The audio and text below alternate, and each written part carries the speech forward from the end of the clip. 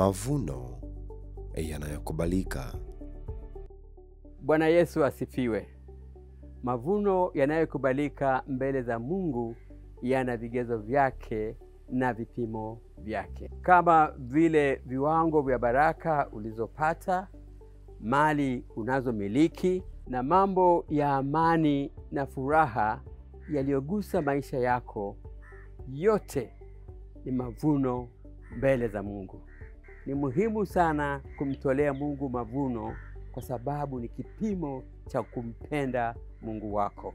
Kama ilivyoandikwa katika kitabu cha Kutoka mlango wa 25 mstari wa 2, Mungu alimwambia Musa, "Waambie wana wa Israeli kwamba wanitwalie sadaka yangu. Kila mtu ambaye moyo wake wampa kupenda, nitatoa kwake sadaka yangu."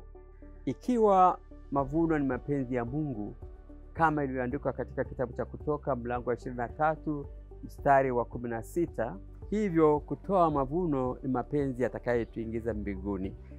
Kama vile neno linavyosema katika Injili ya Mathayo mlango wa 5 mstari wa 21, neno linasema, "Si kila mtu aniambiaye Bwana, Bwana ataingia katika ufalme wa mbinguni, bali ni yeye afanyaye mapenzi ya Baba yangu aliye mbinguni."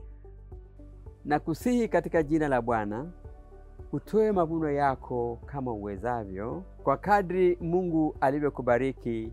Amen.